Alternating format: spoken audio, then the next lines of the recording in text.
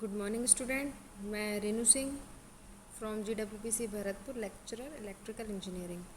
आज हम subject code EE 206 electrical machine का सेकंड चैप्टर है डीसी मोटर। उसके करेक्टरिस्टिक्स के बारे में हम डिस्कस करते हैं कि डीसी मोटर की क्या क्या करेक्टरिस्टिक्स होती हैं। इससे पहले वाले वीडियो लेक्चर में हमने पार्ट्स ऑफ डीसी मोटर का डिस्कस किया था, उसके बाद हमने प्रिंसिपल किया था, फिर उसके बाद हमने टाइप्स ऑफ डीसी मोटर किया था। अब हम डिस्कस करते हैं कि characteristics of DC motor. Characteristics of DC motor का डिस्कस करने से पहले हम टॉर्क और स्पीड का रिलेशन डिस्कस करते हैं कि स्पीड का टॉर्क का रिलेशन क्या क्या होता है डीसी मोटर में। ठीक है, तो torque and speed equation of DC shunt motor. अब हम यहाँ जो करेक्टरिस्टिक्स हैं टाइप्स के अकॉर्डिंग देखते हैं। डीसी शंट मोटर की करेक्टरिस्टिक्स अलग होंगी, डीसी सीरीज मोटर की करेक्टरिस्टिक्स अलग होंगी और कंपाउंड मोटर की करेक्टरिस्टिक्स अलग होंगी। तो फर्स्ट हम यहाँ डिस्कस करते हैं कि torque and speed characteristics of DC shunt motor.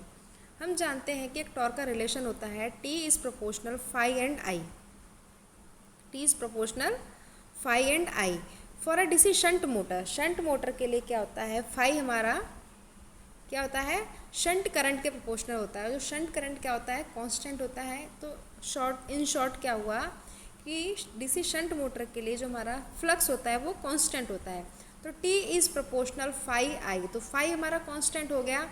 तो जो हमारा टॉर्क है वो किस पर डिपेंड करता है, ओनली आर्मेचर करंट पर डिपेंड करता है, आर्मेचर करंट पर डिपेंड करता है। अब हम इसका स्पीड का रिलेशन देखते हैं। तो हमारी एक बैक EMF की इक्वेशन निकली थी, EV equals to phi ZNP upon 60 है। तो फाई क्या है हमारा, फ्लक्स पर pole, N speed, Z number of conductor, P number of turn, A है नंबर ऑफ पैरेलल पाथ। तो फाई A, P और Z को अगर हम कांस्टेंट रखते हैं तो हमारी जो स्पीड होती है वो बैक EMF के प्रोपोर्शनल होती है। और बैक EMF क्या होता है डीसी मोटर के लिए, V माइनस IA/RA। ठीक है, तो अब हम यहाँ देखते हैं characteristics of DC motor. DC motor की जो करेक्टरिस्टिक्स हैं हम उनको तीन टाइप में देखेंगे। करेक्टरिस्टिक्स जो डीसी मोटर की हम उनको तीन टाइप से देखते हैं। फर्स्ट होती है हमारी torque and armature current characteristics. इसका मतलब है कि टॉर्क और आर्मेचर करंट का रिलेशन क्या है। नेक्स्ट है speed and armature current characteristics. Speed और आर्मेचर करंट में क्या रिलेशनशिप है। थर्ड वन है इसकी speed and torque characteristic, speed और टॉर्क का क्या रिलेशन है। तो डीसी शंट मोटर की हम तीन करेक्टरिस्टिक्स देखते हैं, NI मतलब स्पीड और armature current, torque armature current and speed and armature current. तो फर्स्ट हम देखते हैं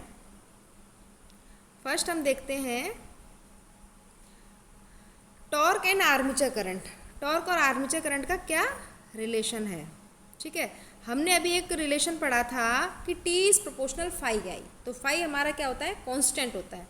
जब हमारा फाई हमारा कांस्टेंट होता है तो टॉर्क हमारा किसके प्रोपोर्शनल हुआ, आर्मेचर करंट के होता है।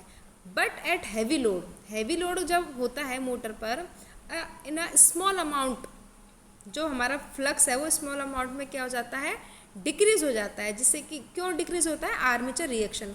हैवी लोड मतलब लोड वाली कंडीशन में क्या आ जाती है हमारे, एक आर्मेचर रिएक्शन आ जाती है जिससे कि अपना मेन फ्लक्स होता है वो हमारा वीक हो जाता है। मेन फ्लक्स के वीक होने की वजह से हमारा टोटल जो फ्लक्स होता है वो कम हो जाता है।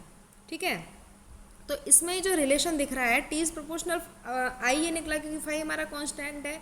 तो जो टॉर्क है वो स्ट्रेट लाइन है थ्रू द ओरिजिन से इसका स्ट्रेट लाइन, इसका हमको रिलेशन मिलता है। नेक्स्ट हम देखेंगे, ये हमने किसका देखा है, टॉर्क और आर्मेचर करंट का रिलेशन देख लिया। अब हम देखते हैं ये टॉर्क और आर्मेचर करंट का हो गया। इसके बाद हम देखते हैं स्पीड और आर्मेचर करंट का रिलेशन। स्पीड और आर्मेचर करंट में क्या रिलेशन है। ठीक है, तो स्पीड और आर्मेचर करंट में क्या होता है कि हम जानते हैं हमारी जो स्पीड का भी हमने इससे जो पहले डिस्कशन किया था, जो हमारी स्पीड है वो बैक EMF के प्रोपोर्शनल होती है। तो इस इक्वेशन से देखो EV equals to phi ZNP upon 60 है। तो स्पीड हमारी और बाकी जैसे कि फाई Z ये 16 को कांस्टेंट मानते हैं इन पैरामीटर को। जो हमारी स्पीड है वो बैक EMF के डायरेक्ट प्रोपोर्शनल है और फ्लक्स के इन्वर्सली प्रोपोर्शनल है। तो N is proportional EB upon phi. तो स्पीड हमारे बैक EMF के तो डायरेक्टली प्रोपोर्शनल है और फ्लक्स के इन्वर्सली प्रोपोर्शनल है, लेकिन शंट मोटर में फ्लक्स को हमेशा कांस्टेंट मानते हैं। इस वजह से जो हमारी स्पीड है हमेशा बैक ईएमएफ के प्रोपोर्शनल होती है। और बैक ईएमएफ का फॉर्मूला क्या होता है, B minus I R A. I R A क्या है, एक ड्रॉप है। अगर हम सप्लाई वोल्टेज को अगर हम कांस्टेंट मानते हैं, सप्लाई वोल्टेज को अगर हम कांस्टेंट मानते हैं तो ये हमारा क्या है, तो लोड बढ़ेगा, लोड बढ़ेगा तो आर्मेचर करंट बढ़ेगा। आर्मेचर करंट के बढ़ने के वजह से जो आई आर ए ड्रॉप है ये बढ़ेगा, तो हमारी क्या हो जाती है, स्पीड हमारी कम हो जाती है। बट जो आर्मेचर रेजिस्टेंस है वो स्मॉल होता है, और जो आर्मेचर करंट है वो नो लोड से फुल लोड तक उसमें वेरिएशन बहुत कम होता है। इसलिए जो डीसी शंट मोटर की स्पीड होती है वो क्या होती है, कांस्टेंट होती है। तो इस वजह से जो इसका जो ग्राफ बना है स्पीड और आर्मेचर करंट का जो दिख रहा है इसमें, ये स्ट्रेट लाइन है। ये क्या है, आइडियल कंडीशन में क्या है, ये हमारा स्ट्रेट लाइन है। लेकिन प्रैक्टिकल कंडीशन में क्या होता है, एक आर्मेचर रिएक्शन आ जाती है, लोड की वजह से आर्मेचर रिएक्शन आ जाती है। उसकी वजह से जो हमारे जो कर्व है वो थोड़ा टिल्ट हो जाता है। इन डीसी शंट मोटर में क्या होता है, स्पीड रेगुलेशन होती है अपनी 5 से 10% होती है, और नो लोड से फुल लोड पर इसे हम कांस्टेंट स्पीड के नाम से जानते हैं। तो डीसी शंट मोटर को किस नाम से जानते हैं, कांस्टेंट स्पीड डीसी मोटर। ये हमारा किसका निकाल दिया, स्पीड और आर्मेचर करंट का रिलेशन निकाल दिया, जो कि स्ट्रेट लाइन है। और हमारा टॉर्क और आर्मेचर करंट का भी स्ट्रेट लाइन था, लेकिन ये क्या है, हॉरिजेंटली स्ट्रेट लाइन है। स्ट्रेट लाइन है हॉरिजेंटली, ये क्या करता है, रिप्रेजेंट करता है आइडियल कैरेक्टरिस्टिक्स को करता है। अगर इसमें हम डॉट लगा दें इसके जस्ट नीचे से जाएगा, वो हमारा एक्चुअल को रिप्रेजेंट करेगा।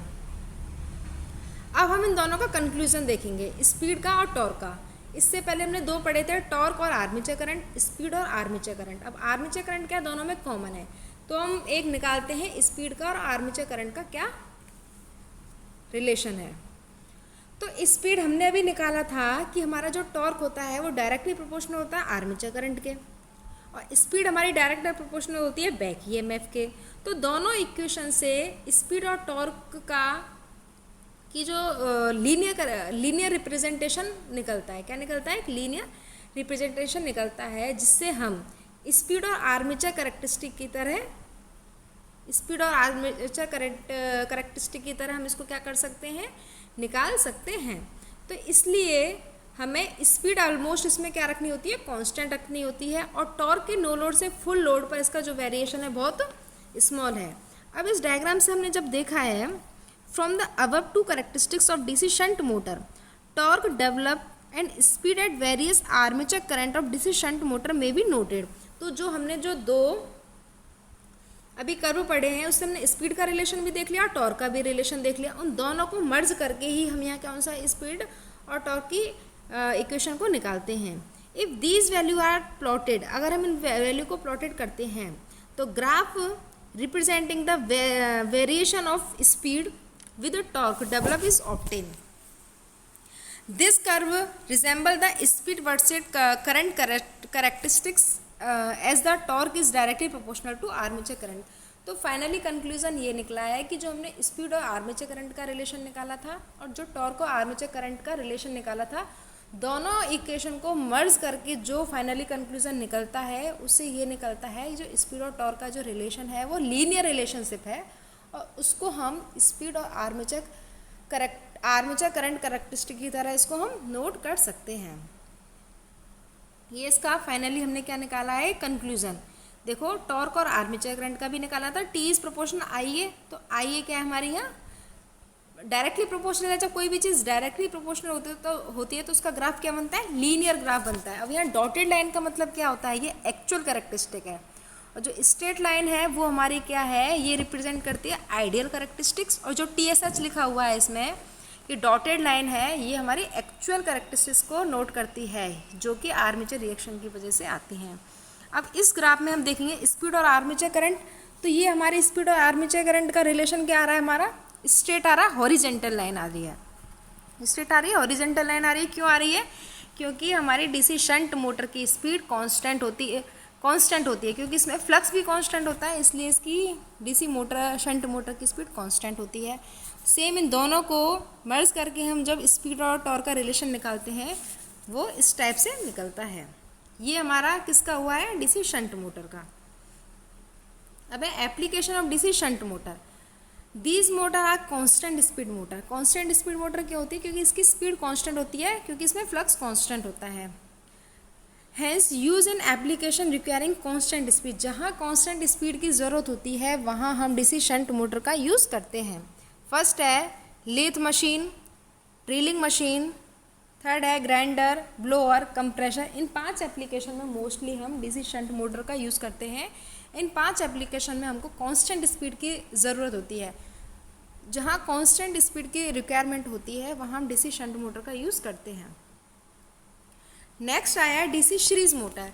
डीसी सीरीज मोटर क्या होती है? जिसमें सीरीज फील्ड आर्मेचर के सीरीज में लगा होता है, उसको डीसी सीरीज मोटर बोलते हैं।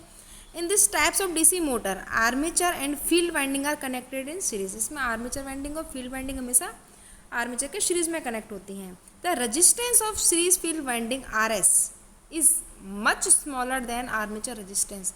जो आर्मेचर का जो रेजिस्टेंस होता है RA वो ज़्यादा होता है compare to RSC series field winding के रेजिस्टेंस से।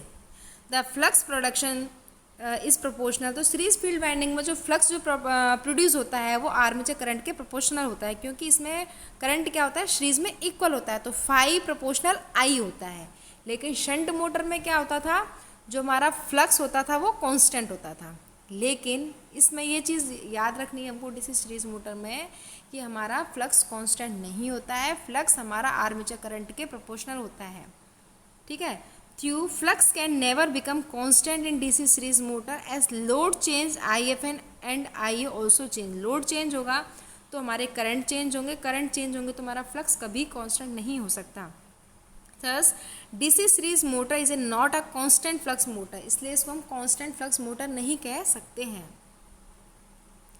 जैसे अभी हमने डीसी शंट मोटर का टॉर्क और स्पीड का रिलेशन देखा था, सेम हम इधर डीसी सीरीज मोटर का देखते हैं। Torque and speed equation of DC series motor.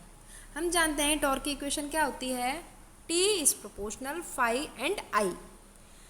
DC shunt motor का जब हमने कैलकुलेशन किया था तो फाई को हमने कांस्टेंट कर दिया था। फाई को जब हम कांस्टेंट कर देंगे तो टॉर्क हमारा आर्मेचर करंट के प्रोपोर्शनल हो जाएगा। लेकिन इस इक्वेशन में हम क्या रखेंगे? अगर हम फाई को I के प्रोपोर्शनल रखेंगे तो IA इंटू IA तो क्या हो जाएगा? IA square. तो हमारा जो टॉर्क है IA का स्क्वायर हो जाता है। तो यहाँ टॉर्क हमारा आर्मेचर करंट के स्क्वायर के प्रोपोर्शनल होता है। अब हम डीसी सीरीज मोटर के लिए स्पीड का फॉर्मूला देखते हैं। EV equals to 5 ZNP upon 60 होता है। तो यहाँ N is proportional EB upon 5, एक रिलेशन हमने पढ़ा था, N is proportional EB upon 5। तो स्पीड हमारी बैक EMF के डायरेक्टली प्रोपोर्शनल होती है और फ्लक्स के इन्वर्सली प्रोपोर्शनल होती है। तो EV मोटर के लिए क्या होता है? V minus IA RA। तो अब इसका हम रिलेशन देखते हैं। अब है कि कौन कौन सी करेक्टरिस्टिक्स निकालते हैं हम डीसी सीरीज मोटर में। जो करेक्टरिस्टिक हम डीसी शंट मोटर में निकालते हैं वही हम डीसी सीरीज मोटर और डीसी कंपाउंड मोटर में निकालते हैं। फर्स्ट है torque and armature current characteristics, second है speed and armature current characteristics, third है स्पीड एंड टॉर्क करेक्टरिस्टिक्स। अब इनको हम 1 बाय 1 डिस्कस करते हैं। इसको हम क्या करें? Torque and armature current characteristics. अभी हमने ये निकाला था torque develop in any DC motor. किसी भी डीसी मोटर में टॉर्क हमारा क्या होता है? T is proportional phi into I। In case of DC series motor field current is equal to the armature current and for a small value of IA तो phi हमारा IA के proportional हो जाता है। Therefore the torque in a DC series motor for a small value of IA armature current के proportional square के proportional होता है। व्हेन IA इज लार्ज, जैसे जैसे हम IA को बढ़ाते जाएंगे तो फाई हमारा क्या होगा? When IA is large the phi remains the constant due to saturation. Thus, torque is directly proportional to armature current for large value of IA। इसका मतलब ये मैं आपको कर्व से बताऊंगी। इस कर्व के अकॉर्डिंग देखते हैं हम कि जिस पॉइंट पे S लिखा है सैचुरेशन अकर, जैसे हमने अभी रिलेशन देखा था T इज प्रोपोर्शनल IA का स्क्वायर, हम आर्मेचर करंट को बढ़ाते जाएंगे स्क्वायर में, सेम हमारा टॉर्क बढ़ता जाएगा। वो किस में बढ़ता जाएगा? ये पैराबोला में बढ़ता जाएगा। हम करंट को बढ़ाएंगे, हमारा टॉर्क बढ़ता जाएगा, लेकिन एक ऐसा पॉइंट आएगा कि हम करंट को बढ़ाएंगे तो हमारा फ्लक्स हमारा क्या हो जाएगा, कांस्टेंट हो जाएगा। Large value of armature current flux will be constant and after the saturation torque and armature current characteristics will be straight line. इसका मतलब ये है torque and armature current characteristics begin to rise parabolic, मतलब origin से तो ये मतलब parabolically low value से अपने इंक्रीज होती है।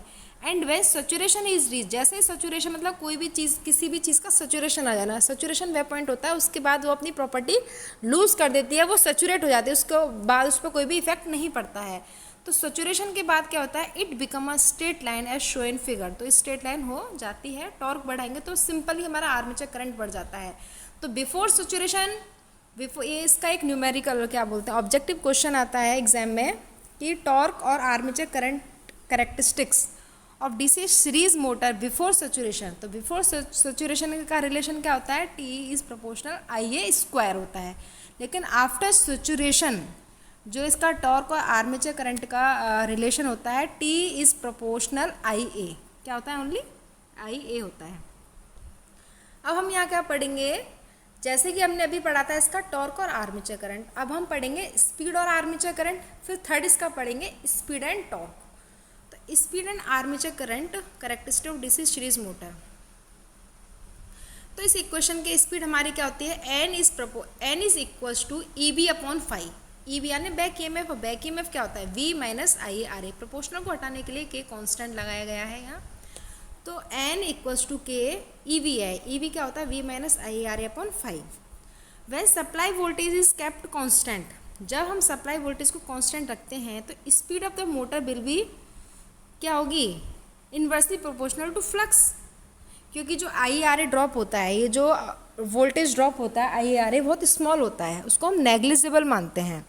तो अगर उसको हम नेग्लिजिबल मानते हैं, नेग्लेक्ट मानते हैं, वी हमारा यहाँ कांस्टेंट है, तो हमारी स्पीड हमारी इनडायरेक्टली किसके प्रोपोर्शनल हो गई, फ्लक्स के इन्वर्सली प्रोपोर्शनल हो गई। क्यों हो गई, क्योंकि हमने इसमें वोल्टेज को क्या माना है, अज्यूम किया है कांस्टेंट, और जो वोल्टेज ड्रॉप है आई इंटू आर ए हम उसको नेग्लिजिबल मानते हैं।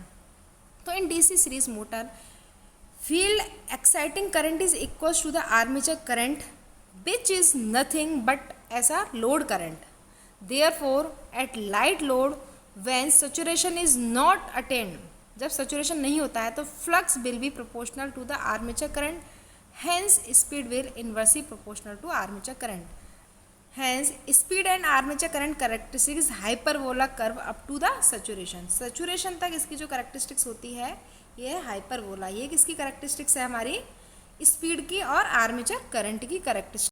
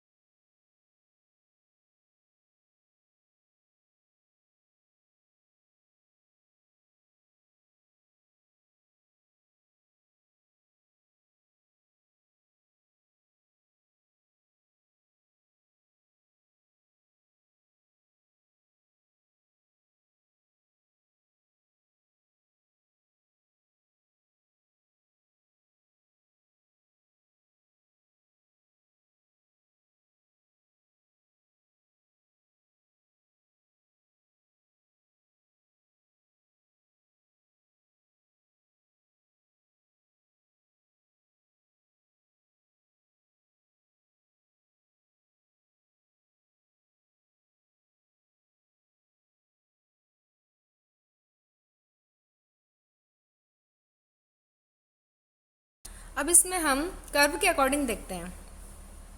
अभी हमने जो इससे पहले पढ़ा था उसमें हमारा क्या रिलेशन निकला था, स्पीड हमारी इन्वर्सली प्रोपोर्शनल होती है फ्लक्स की, तो फ्लक्स की प्रोपोर्शनल होती है और इसमें फ्लक्स किसके प्रोपोर्शनल होता है, डीसी सीरीज में आर्मेचर करंट के प्रोपोर्शनल होता है, तो फाई प्रोपोर्शनल आई है, तो एन, तो इसमें हमारा किसका रिलेशन है, स्पीड और आर्मेचर करंट, तो इन्वर्स में यही अपना कर्व बनता है जो कि क्या होता है, हाइपरबोला होता है। एज द लोड इंक्रीज, इस कर्व में देखना जैसे लोड इंक्रीज होगा armature current increase, armature current अपना बढ़ेगा and the field gate saturated, तो हमारा फील्ड सैचुरेट हो जाएगा। Once the field get saturated, flux will become constant irrespective to increase in the armature current. Therefore, at heavy load, the speed of the DC series motor remain constant. तो heavy load वाली condition में DC series motor की speed को constant मानते हैं, लेकिन DC shunt motor को हम एक कांस्टेंट स्पीड मोटर के नाम से जानते हैं, लेकिन हम डीसी सीरीज मोटर को हम कांस्टेंट स्पीड डीसी मोटर के नाम से नहीं जानते हैं, क्योंकि हम डीसी सीरीज मोटर को कभी भी नो लोड पर रन नहीं करा सकते। अगर हम इसमें नो लोड पर हम डीसी सीरीज मोटर को रन कराएंगे तो हमारा क्या होगा, नो लोड करंट कम होगा, करंट कम होगा तो हमारा फ्लक्स कम होगा, और फ्लक्स के कम होने से क्या होगा, जो स्पीड है मोटर की एकदम बहुत ज़्यादा हाई हो जाएगी, जैसे कि मोटर की वाइंडिंग डैमेज हो जाएंगी। इसलिए ये एक क्वेश्चन आता है ऑब्जेक्टिव एग्जाम में कि डीसी मोटर की स्पीड को हम नो लोड पे क्यों नहीं चला सकते हैं, तो इसका आंसर ये है कि डीसी मोटर की स्पीड को हम नो लोड पे इसलिए नहीं चला सकते हैं क्योंकि अगर हम नो लोड पर डीसी मोटर को चलाते हैं तो इसकी स्पीड इनफाइनाइट हो जाती है, बहुत हाई हो जाती है, क्योंकि इसका स्पीड का और आर्मेचर करंट का जो रिलेशन है इन्वर्सली प्रोपोर्शनल होता है। तो आंसर यहाँ आएगा, स्पीड बहुत ज़्यादा हाई हो जाती है जिससे कि इसकी वाइंडिंग डैमेज हो सकती है। This type of DC motor has high starting torque, जहाँ हाई स्टार्टिंग टॉर्क की आवश्यकता होती है वहाँ हम डीसी सीरीज मोटर का यूज़ करते हैं। अभी हमने पढ़ा था एप्लीकेशंस में डीसी शंट मोटर का, तो डीसी शंट मोटर का यूज़ हम कहाँ करते हैं कि जहाँ हमें कांस्टेंट स्पीड की आवश्यकता होती है, लाइक कंप्रेसर, एलिवेटर्स, वहाँ हम इसका यूज़ करते हैं डीसी शंट मोटर का।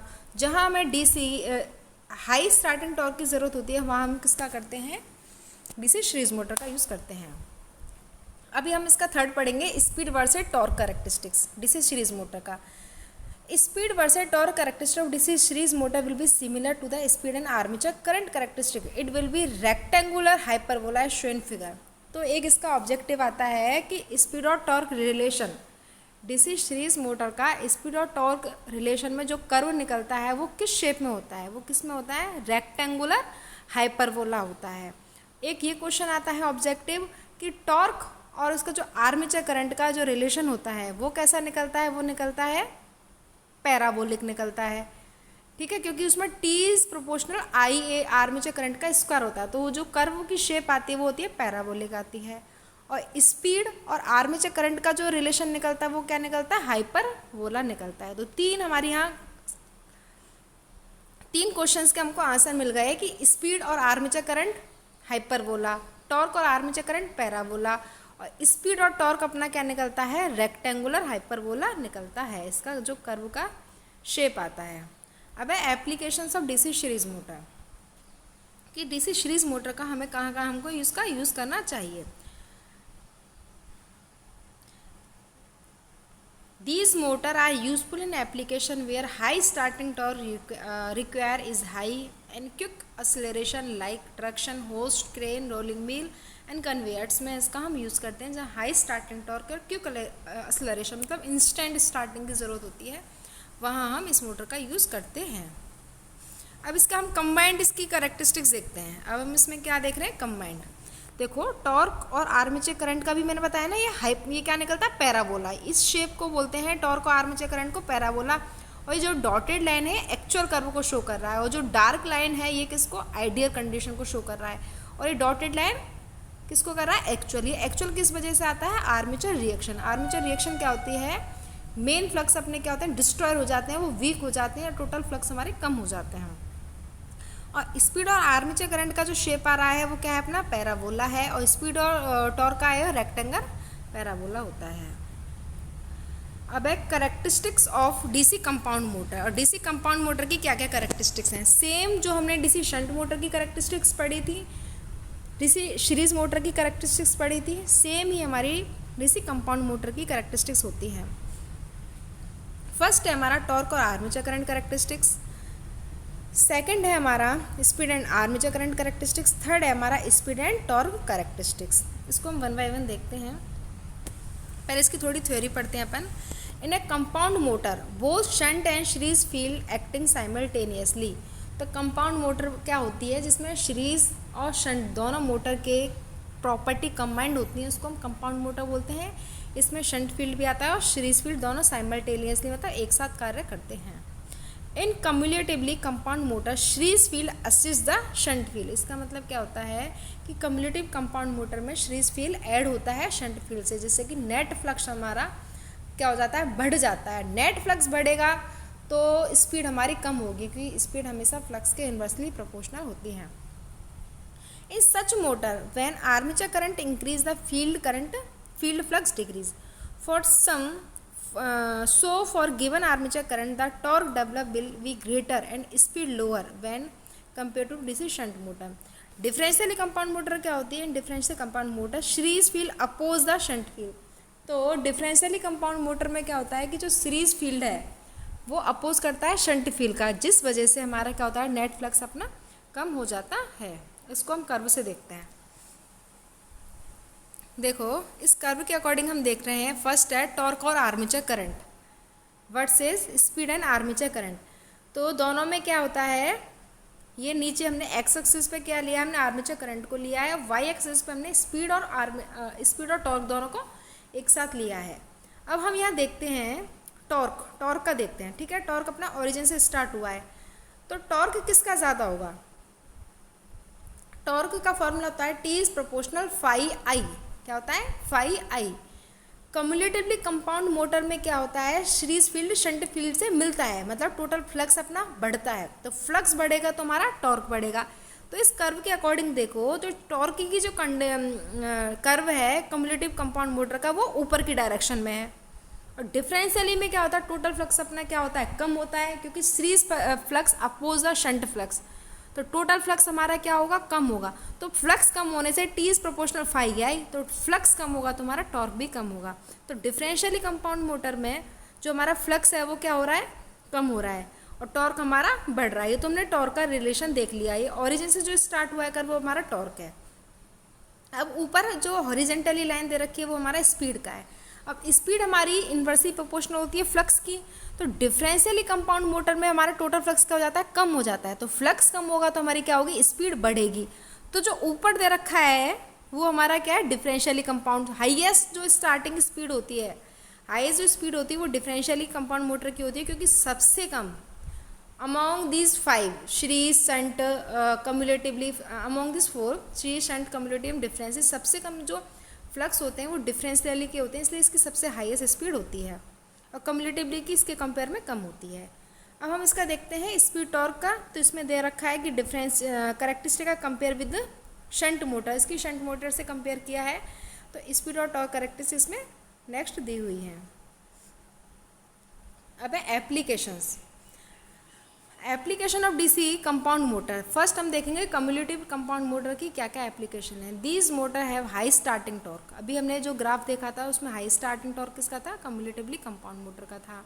These can be operate even at no load as they run at moderately high speed at no load. तो यह है नो लोड पर भी हाई स्पीड के साथ चल सकती है। Has cumulative compound motor are use for the following application. तो फॉलोइंग एप्लीकेशन में हम कंपाउंड मोटर का यूज़ करते हैं। फर्स्ट है एलिवेटर्स में, रोलिंग व्हील्स में, पंचर्स में, शेयर्स में, प्लेनर्स में। तो ये जो है ना, ये 5 एप्लीकेशन, ये तुमको याद करनी है कि कहाँ कहाँ इसका यूज़ होता है, क्योंकि ऑब्जेक्टिव क्वेश्चन में पूछा जाता है कि एलिवेटर्स में हम किस डीसी मोटर का यूज़ करते हैं, डीसी शंट का, डीसी सीरीज़ का, कम्युलेटिवली कंपाउंड का या डिफरेंशियली का। तो इसका आंसर होगा कम्युलेटिवली कंपाउंड मोटर का यूज़ हम करते हैं। लास्ट है अपना application of DC compound motor. Differentially compound motor के कहाँ कहाँ हैं। The speed of this motor increase with increase in the load which lead to unstable operation. तो जो डिफरेंशियली कंपाउंड मोटर का हम यूज़ बहुत कम करते हैं, क्योंकि इससे अनस्टेबल ऑपरेशन मिलता है। Therefore we can not use this motor for any practically application, तो इसलिए हम इसका किसी भी प्रैक्टिकल एप्लीकेशन के लिए हम इसका यूज़ नहीं करते हैं। तो ये जो मैंने आज तुमको ये कैरेक्टरिस्टिक्स ऑफ डीसी मोटर का बताया है, ये बहुत इंटरेस्टिंग है, बहुत इम्पोर्टेंट टॉपिक है, इसको ध्यान से आप पढ़ना। अगर कोई भी डाउट आए तो कमेंट ज़रूर करना।